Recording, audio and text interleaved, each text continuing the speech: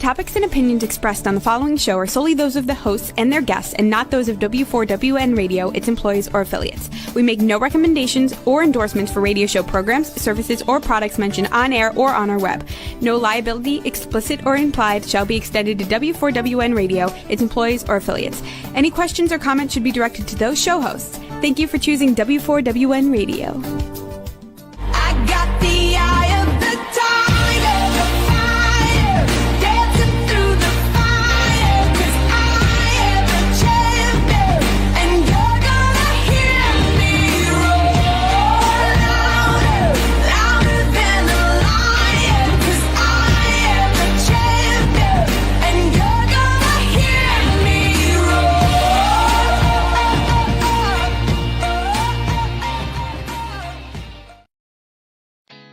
Did you know women represent just 3% of Fortune 500 CEOs and less than 15% of corporate executives at top companies worldwide? Have you wondered what the secrets are to getting into the top ranks, whether in the private or public sector? Do you want to figure out how to stop being held back in your career or passed over for promotion? Then you're in the right place. Hi, I'm Dr. Madeline Ann Lewis, President and CEO of the Executive Women's Success Institute. I have decades of experience in the military, the federal government, and corporate America, and my mission is to help women succeed and tap into their full potential. I want to reach 1 million plus women around the world to become the leaders they are meant to be. So if you want to move into a management or executive level position, or maybe you are a female veteran transitioning out of the military into business entrepreneurship, then reach out to the Executive Women's Success Institute at 301-693-3284. Let us get you on the fast track to success.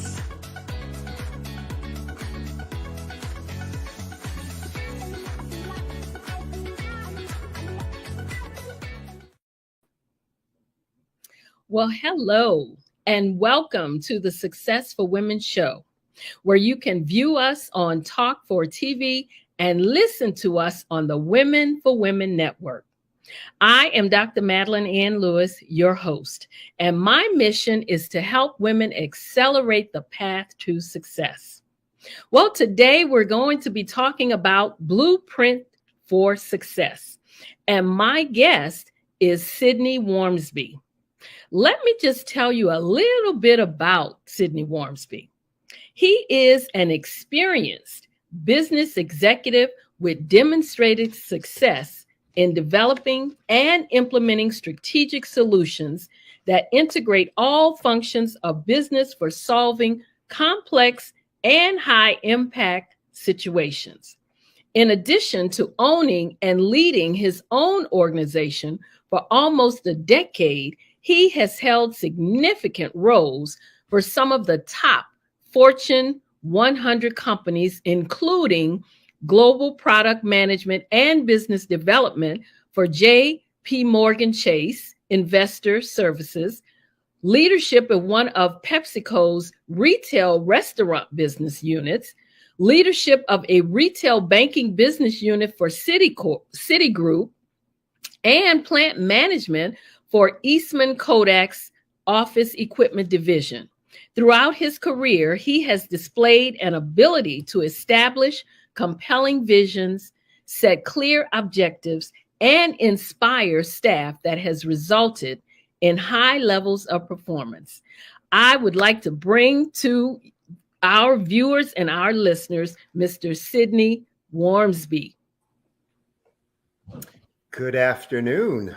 Wow. Welcome to the show. It's such a pleasure to have you here, just to have you share some of your success nuggets and some of the things that you've been doing. But before we get started, I always give the standard bio on my guests. But then I just like to ask the guests to tell us. So you tell us what you want us to know about Sydney Wormsby. Well, I think the thing that I like folks to know and understand is, one, I'm the prototypical generalist.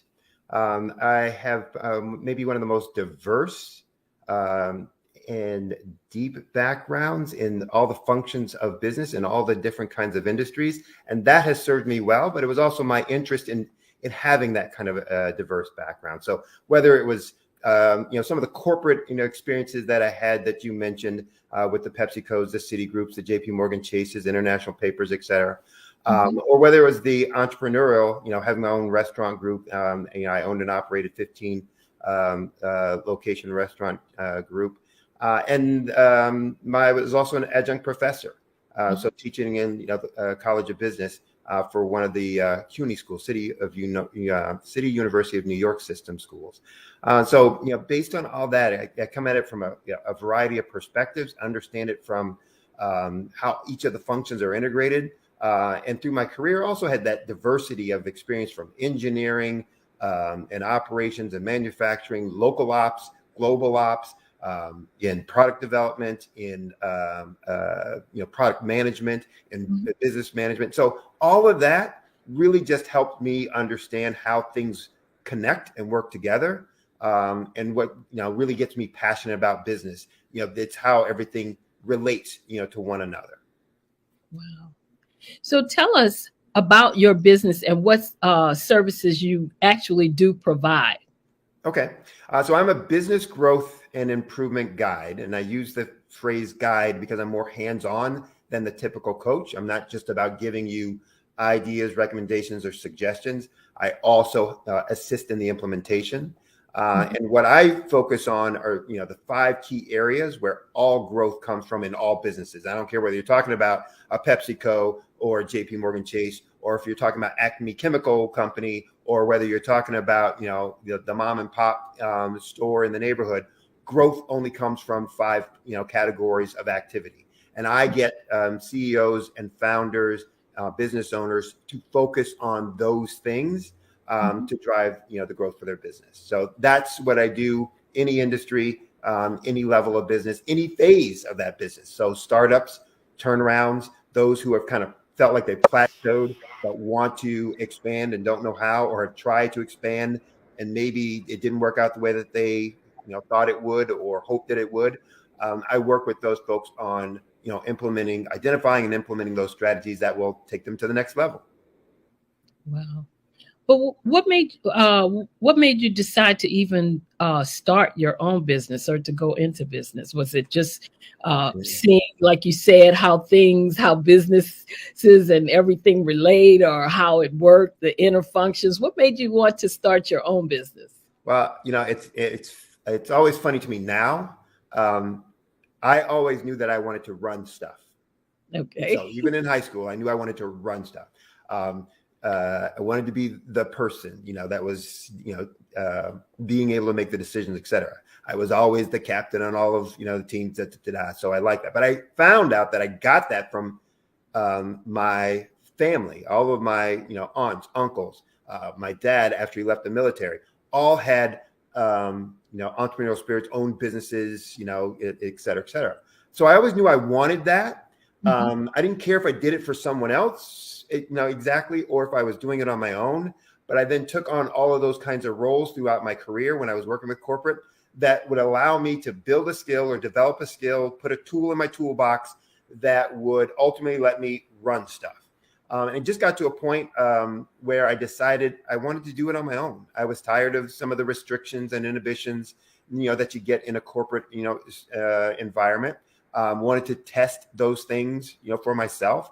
And so went off on my own. But I also wanted to, why I got involved in the coaching, consulting, guiding, business, advisory business for small business owners, is I wanted to give back to those who didn't have access to the kinds of people that had my skill set, resources, abilities, et cetera, so that they could learn how to grow and build their businesses as well. So it was a progressive place, but I knew from the beginning I wanted to do something like that. I just didn't know exactly what. Now, in all your being in business, all your years of experience being in business, helping other startups, helping other businesses and going in consulting. Do you find that you get more, or you give more advice, I should say, to women business owners, or do you work more with men businesses? Or do you see that, or you don't see as many women trying to start businesses as men? Oh, no, no, no. There are probably more women starting businesses than men starting businesses. My focus is intentional, and it's on women and minority-owned businesses. Okay. So that's who I market to and for. I, have clients that are across the spectrum, but my passion, commitment, and why I got in this was to help those, again, who didn't always have access to folks with my kind of background, skills, and experiences, and often from marginalized communities, whether that's people of color, minorities, or women. They don't always have the access to folks who might be able to help them, or who are willing to help them get to that level. But clearly, women are starting businesses at a much higher rate per capita, per population, than men are. Wow. One of the things I also wanted to ask you, I noticed when I was looking at some of your material and just kind of looking at your website and everything, you help people find not only resources, but also cash and funding. Is that correct? Because I think I saw somewhere you said you could help them to get like $100,000 in such a limited amount of time. So is this helping them to by putting them through some type of training, or do you just direct them to where they need to go, or how they need to set themselves up to be able to get this type of funding? Well, there's two aspects to that. So the 100,000 is about finding that level of improvement, that amount of improvement in their business, in an initial consultation, basically within 45 minutes. But to answer your question about, do I get involved in helping businesses access capital and funding? Yes, absolutely. I look at all aspects of growth and how I can help somebody grow their business. In most cases, it's not necessary to the level most people think to have new funding, et cetera. There are ways that you can alternative sources, even through internal growth, et cetera, organic growth. But I do help folks identify grants, loans, lenders, and I work with lenders or funding companies and organizations to help help place people who are in need of capital, for new equipment, or for new systems, or for marketing programs, or whatever might be the true need for their business. Wow. Now, what have you found has been the greatest challenge, or even the greatest opportunities facing most businesses? Well, what we were just talking about there, actually, probably the biggest challenge that I see in business, and surveys and studies bear this out. It's about either cash flow or access to capital.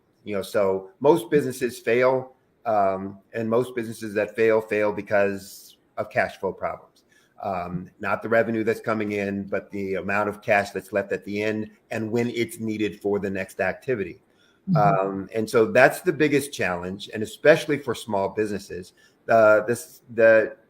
The cousin to that is really access to capital, meaning that when they want to grow or want to do something that's going to take them to the next step, funding isn't usually there. And I know from when I worked with some of the big lenders and financial companies, often there's a tendency to only focus on the big folks, and only folks that have a paper kind of credentials, et cetera, and small businesses get left out.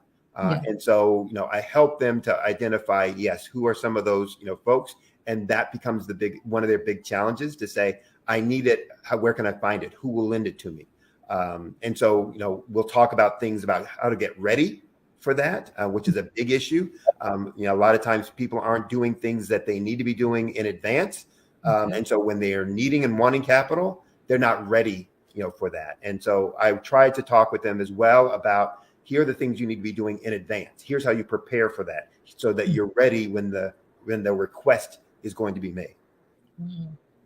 Now, I know that in some cases, or let me just ask you, what do you think of certifications? Do you feel that these things are helpful for especially minority-owned businesses to have certain certifications like the small business, certifications, or minority business certification, veteran certification? There are all types of different certifications. What are your thoughts on that? I mean, So it help the success of the business more, or does it matter? As I used to tell my kids when they were growing up, everything matters and nothing matters, right? Okay. And my kids would always look at me like, really, Dad? Everything, nothing. But meaning this, everything matters in the sense that it can benefit you. You can use it. It's helpful. It's an assist. Nothing matters in the sense that if you don't have it, it's not the reason why you're not going to be successful. So there are other ways to make that happen. But saying all that, certifications are important for small businesses for two reasons. One, a credibility piece. So, you don't have the name. I don't have the name, JP Morgan Chase, Price Waterhouse. So, people don't know me. And so if I had certifications, that's just another way to add credibility, to help you take a deeper dive and a longer look at my capabilities and what I can do to service you. It's not going to, win the thing all in all, but it'll help to, get you in the door or get you, reviewed, get them to start listening to you. But the other aspect is some of those certifications put you in a pool of folks for job or project opportunities. So if you are a minority or women certified business, then there are grants, there are projects, there are proposals that are available through city, state, and federal governments that you wouldn't have access to if you're not certified. So you're cutting yourself out of the whole market. Now, depending on what your trade is, what your business services or products are, maybe that's not important. But for almost, the biggest purchaser of goods and services is the federal government. State governments, if you added them up, after it become the second biggest. So if you have an opportunity to sell your product to that size market, go get the certifications. Go get it. Gotcha. That makes sense. And I asked that question because I've heard both ways. Some say you don't need the certifications, and then there, I think what you said makes sense, because if you want to do business with the federal government, your state, whatever, then a lot of times they, these certifications will help you, like you say, to get your foot in the door. So that's absolutely true. But just one extra point on that is that's also true, though, with certifications that are industry specific. So I was working, for example, with a business.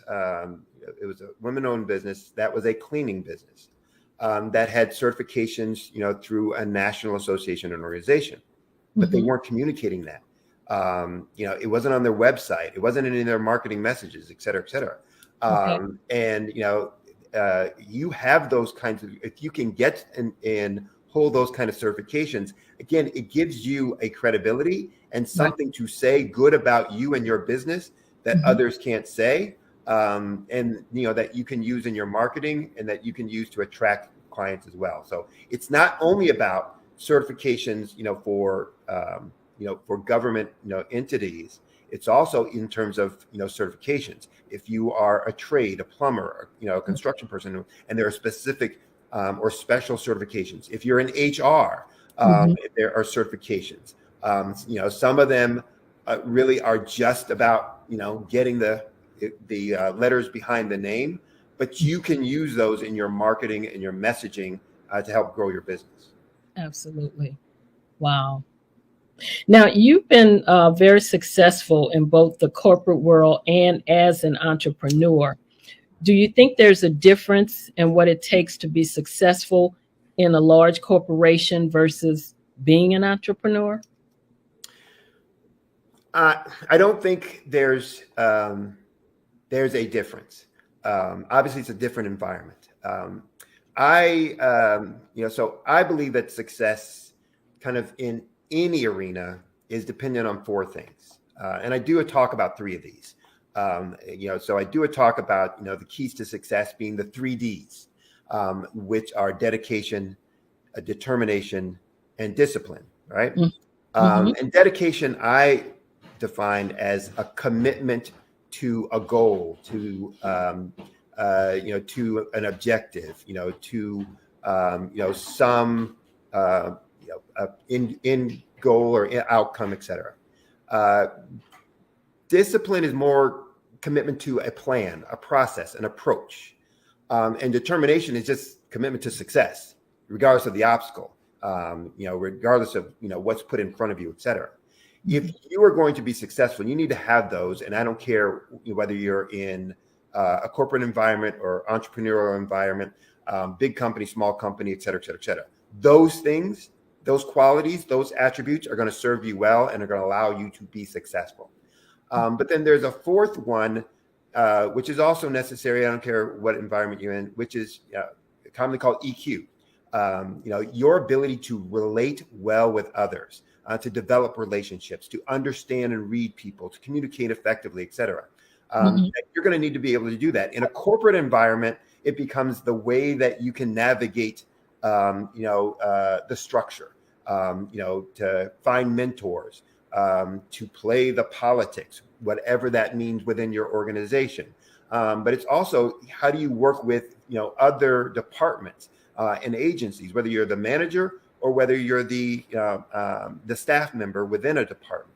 The better you are equipped and able to work well with others and build those bridges to be able to get things done, the more effective and successful you're going to be. The same is true in an entrepreneurial role, though, whether it's joint ventures or strategic alliances, or those folks who are going to be referral partners for you, or whether it's your clients themselves who will ultimately be your word of mouth marketing for you.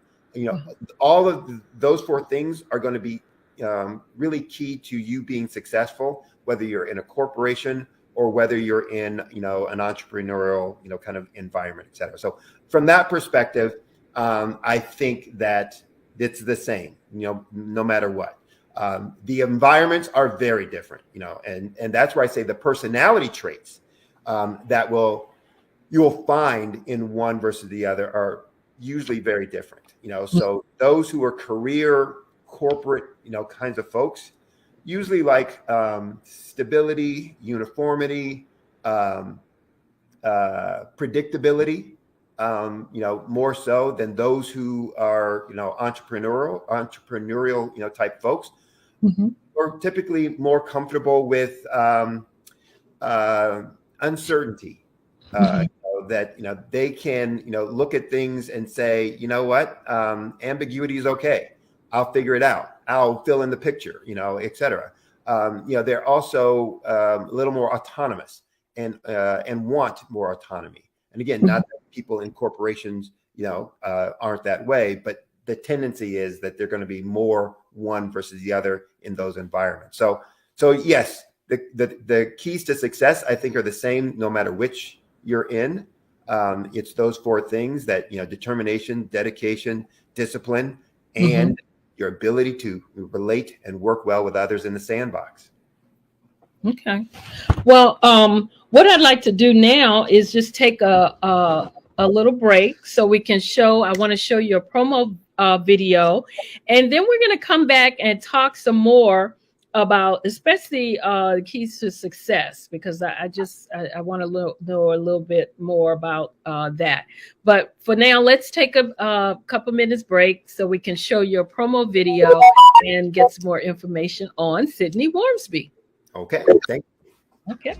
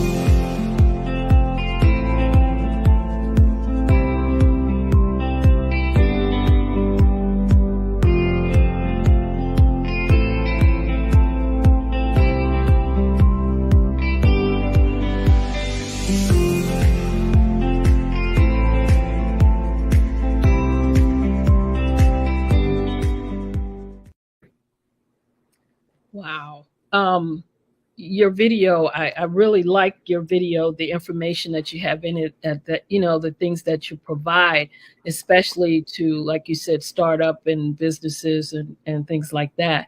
And you were talking a bit about success as far as if it was different for corporations versus being an entrepreneur. So tell me, using the keys to success, do you feel that it would also, or is it different for women than it might be for men? The keys are not different.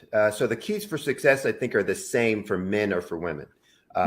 You need to have those things, whether you're male or whether you're female, regardless of, race, religion, et cetera, you have those, you're going to, be on a path, for success. However, and this is a big however,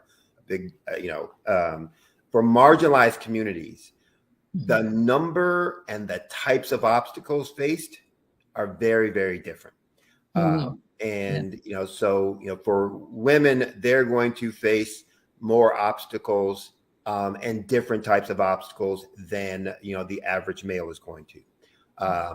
If you're a woman of color, you're going to face even more obstacles and different types of obstacles than even if you're a woman but not of color. That's something to understand. But then it goes back to, are you going to be determined and are you going to be disciplined? So you're going to face those, and the more determined, and it may take more determination than maybe one of your counterparts or peers might need, because of the kinds of the types of and the number of obstacles that you're going to be facing. But it still comes down to, are you going to be dedicated to the goal, the outcome that you set? Are you going to be disciplined about the process and approach that you established or that someone has laid out for you? And are you going to be determined enough that regardless of the obstacles that are put in front of you, placed in front of you, built in front of you, that you're going to overcome those, get around those, knock those down, whatever. It still comes down to that. And quite frankly, the better you are at, building those relationships, that EQ, the easier you can make it, on yourself, going forward. I was always great at, the first three, I had no problem with. The EQ piece, I was good at working well with others, but not seeking out mentors. And folks that could help guide me and navigate me. I was pretty fortunate. I got some of those. I just wasn't as proactive as I probably should have been, and I was fortunate for those who came along and helped me through that. But that's where you can also mitigate some of those other obstacles by building using your EQ capabilities and skill sets to build relationships who can help you navigate those, kind of turbulent waters or, troubled waters. Wow. And just to remind the viewers, when he talks about the first three, you're talking about the dedication, the determination, and the discipline, correct? Absolutely. Absolutely. Okay. Just want to make sure that everyone stays on track with you. What did I miss? What were those first three? What did we say? That you're giving us. So I just want to make sure that they know what you're talking about. Now tell me, what are the biggest mistakes you see that's made by business owners? Oh, you know what? The one I see that always amazes me, and I see this so often. I would say all the time, but nothing is not always or never. But the biggest one is probably either not understanding or not effectively communicating what is truly unique about them and their business. Yeah. And that amazes me that, that's so prevalent. And by that, I mean, I talk about something that's called a market dominating position. Some folks call it, product differentiation or, business differentiation or unique selling point, so it goes by a lot of different names, but it's how do you set yourself apart, right, from everyone else, all your competitors. And that starts with understanding what makes you really you, what makes you unique, what are your strengths and what are your weaknesses. And most folks don't understand that. I was working with a client. She was new at the time, and she had these kind of I call them eclectic product categories. She had dried flowers, scented candles, and interior design was and I'm like, how did these things come together? And in all of my conversations and initial consultations, I'm in her shop, I'm asking a question, and it just wasn't, no matter what I asked, the normal questions, it wasn't coming through. But I knew there had to be some reason that these things that are so different were, combined in her one business model. And it was after 2 hours of, being in her shop, talking with her, that it finally came out. And she's talking to me, goes, oh yeah, I learned all of these, the things that I'm doing, the candles, and I learned through family recipes that were handed down using only natural ingredients from one of the islands in the Caribbean, et cetera, et cetera. I'm like, that's your market domination. Why is it taking you so long to tell me, these things? But people don't always understand that. And therefore they don't communicate it. So much of the communication that they do to their target market is about the things everyone can say. Oh, we have X number of years experience. We have the best employees. It's like everybody says that. Right. And so that's the biggest mistake that I see most folks making, that they don't understand what truly makes them unique. The second biggest mistake really is similar to that, is that most of their messaging is about their features, like, what they do, what they have, what the features of their product are, but not about the customer's pain points and how their features solve that pain point. How that, and by pain point, I'm sure and many of your audience may know, but just for those who may not, a pain point is one of two things. A problem that someone has that they don't want, or a benefit that they want that they don't have. And your role in marketing your business and services and products to others is to help them understand how your uniqueness satisfies their pain point, solves and resolves their pain point. And most businesses aren't communicating that. They're just talking about their feature. I was on a platform the other day, and somebody asked the question in 10 words or less, tell me about what your business does. And I was reading some of those, and I'm just like, oh my Lord, what? This is, and I won't say some of the specific ones, but they just kept saying things like, everybody says that. And first of all, it's 40 words, it's not 10. That's what they asked. Second of all, if you have to take 40 words, you really don't know. But third, you're just saying a bunch of stuff that everyone can say. And so nobody's going to be attracted to you. And so people wonder why everybody competes on price. It's because we're not giving them reasons to choose and select us for the value that we can offer them. And so that's where I really work with my clients on, is first understanding their uniqueness, what truly is unique, not fabricated, made up, but what's really unique about them. And everyone has something. And then how are we going to use that to really address what their target market's pain point is? And that also helps identify who that target market really is, because it's someone who will value your uniqueness. And so that may be a small niche. That's okay. But they're going to really value what you offer. And therefore, you're going to be able to have more appeal and alignment with them. They're not going to compete on price because nobody else is going to be able to do that, or fewer other people can do that. Wow. Now, since you've worked with startups, do you, and also, established businesses, do you feel that owners of startups should focus on different things than the owners of an established business? That probably naturally, yes. There are different dynamics that are going on in a startup, versus a going concern. And, some of the things I would tell you, yeah, you're gonna have to do this at all levels, but there's a higher percentage of your time being spent on, some things are focused on some things when you're in a startup than than a turnaround. But one of the bigger things that I think at the startup, because you should have had it, done, you should be doing it then versus, waiting to be an existing business, is that NDP, that market dominating position that I was talking about before. Really spending your time understanding that piece. What's your strength, and how are you going to use that? The second, I think, is focusing on simplifying your process. Not trying to do everything in-house, but outsourcing as much as possible. The costs are going to be higher for that in some cases. But right now, what you want to make sure is I can, spend enough of my time getting everything done. And those things that I can outsource, the accounting, the HR, the onboarding, there may be a variety of things. There may be even some of the operations pieces that you can say, look, I can outsource that for now.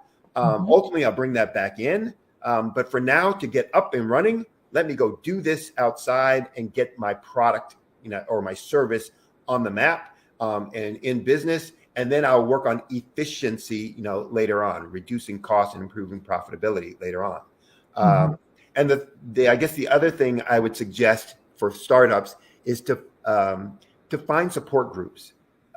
It's tough going, especially if you come from a corporate environment, to being the person, the one that everybody's looking to, or if you're a solopreneur, the only one that's in, that can be a lonely, challenging, frustrating thing. And you need to have a support group, not family, not friends, they're for other things, but a network of, like-minded, business owners who can commiserate with you, but also help guide you. Yeah. I understand but here's what you can do. Here's a suggestion. So, finding that networking group that will help you through that. For going concerns, probably the biggest, challenge that I see them dealing with is time management.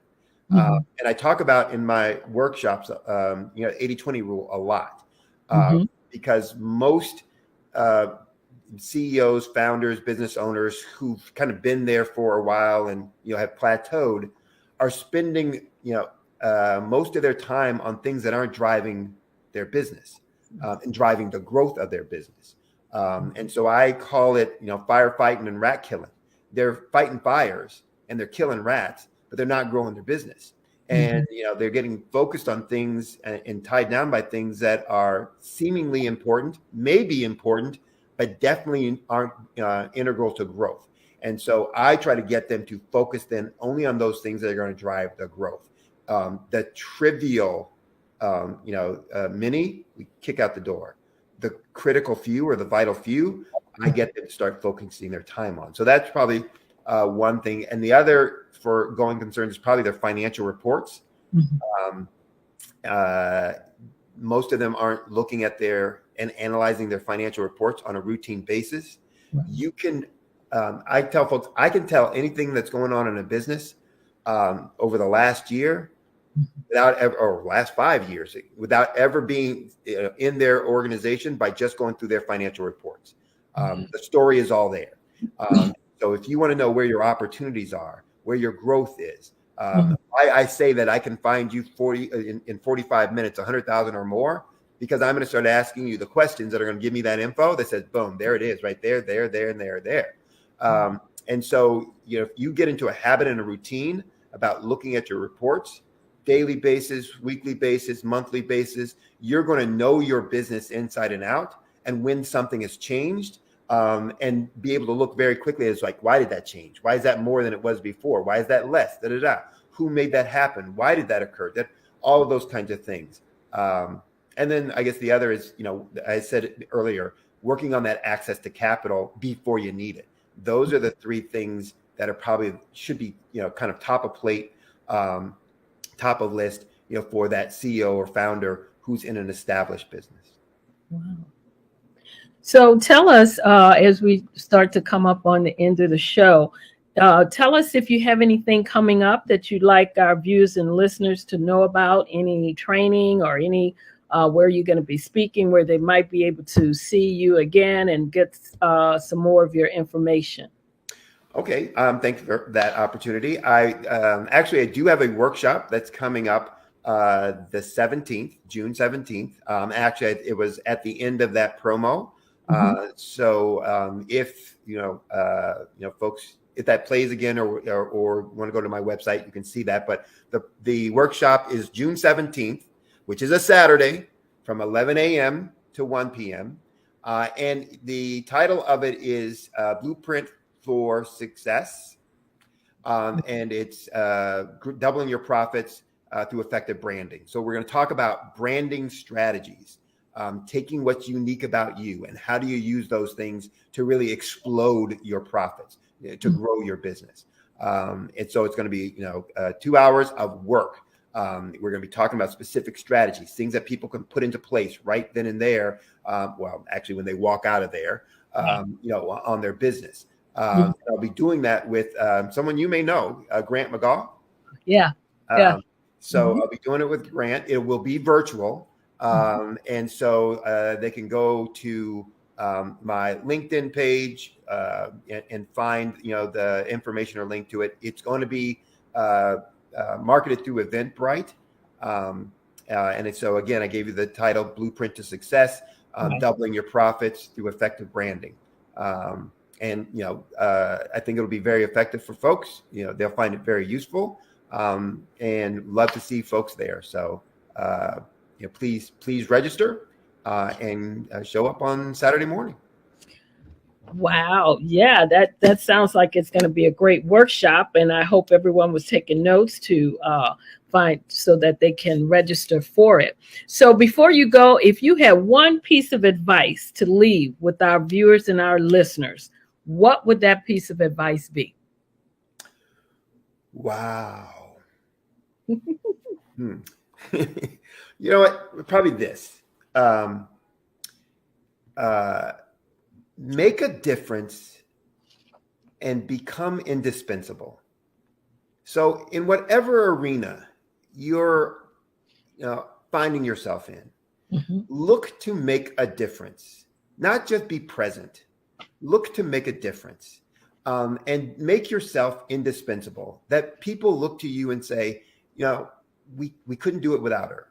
Or, if he wasn't here, I'm not sure what we would have done. Now, we all know they would have been fine, but you want to make sure that you're having your behavior, your actions are leaving that impression with folks. So I think that would be the biggest thing. And that will serve you whether, again, you're in a corporate environment or whether you're in an entrepreneurial environment with your clients, that you're going out and sourcing, or with, your company's clients that, you're working for. Okay. Well, thank you. It's been a pleasure. If you would give us your email and your website again, how our viewers and listeners can reach out to you, especially so that they could register for your workshop on June 17th. Make sure that they can get there, how they can reach you. If they have any more questions, let us know. So the website is www.solutionswithresults.com. That's solutions, plural, with results, plural.com. My email address is Sydney W. That's SIDNEYW, Sydney W. @solutionswithresults.com. If you go on my website, you also will get my phone number. You can also, for the registering for the workshop, I would suggest going to my LinkedIn page. You'll see my post and the events and stuff listed there. So my LinkedIn page is Sydney Wormsby. And again, you can also contact me, through my website, phone or email, or with a Ask Sydney. Gotcha. Well, thank you so much for joining us today. We've been listening to Sydney Wormsby. He's been our guest talking about the Blueprint for Success, which is also going to be, which is also the title of his workshop on June 17th. So thank you again for joining us. It's been a pleasure having you on the show. Thank you for inviting me. All righty.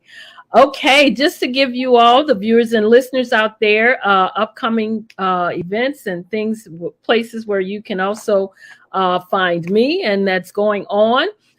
Still letting you know that you can pre-order your copies of the Own It anthology. It's your own, it's your life. Own It unapologetically, which is the book and the journal. The journal is 365 Days to Transformation. To pre-order the paperback book and the journal separately, each one is $24.99. If you order the set together, it is $49.99. To order your copies, you can either email me at info@exwsi.com or go to my website. The links are on there. You can pre-order your copies of the book. Make sure to tune in this coming month to the Black Business Olympics. It is going to be June 26th through July 2nd. As you know, the Black Business Olympics is a fundraiser to provide scholarships and laptops to high school seniors going to college and K through 12 entrepreneurs. The Black Business Olympics showcases Black businesses, Black business owners, and corporations all around the world. And the speakers are also from all around the world. So if you'd like to be a speaker on the showcase, to showcase your business on the platform to showcase your business, you can also email me about that at info@exwsi.com. Just put in the subject line, speaker for Black Business Olympics. Also coming soon, and I'm excited about this, you'll be able to join the Women Show Up to Rise Up Network. The mission of the Women Show Up to Rise Up Network will be to empower and connect all women in their career, business, professional, and personal lives by helping them to gain resources, gain buying power, increase their revenue, and accelerate their personal, business, and career growth through unlimited opportunities. As a member, you will have access to coaching, training, events, workshops, resources, networking opportunities, and a lot more. Also, too, if you have not viewed my TEDx talk, make sure that you do so. It is on YouTube. And of course, the title is Show Up to Rise Up. And to watch it on YouTube, just put my name in the search box, which is Dr. Madeline Ann Lewis. Or if you'd like me to send you the direct link, you can email me at info@exwsi.com. I'm excited because as of today, it's at 168,837 views. And of course, my goal is to reach 1 million plus. So keep watching, keep sharing, keep pushing it out there. And I do thank all of you that have supported the video, have shared it, and have made your comments regarding the video. I'm also a contributing writer to the Own It magazine, where I share nuggets and resources every month. Make sure the Own It magazine is a resource for personal, professional, and business development.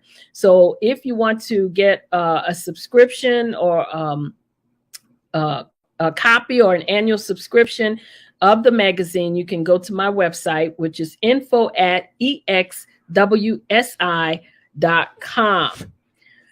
And those are my upcoming events. So again, I want to thank my guest who was on the show today, Mr. Sidney Wormsby. I'd also like to thank my viewers and my listeners for joining me today. I'm Dr. Madeline Ann Lewis.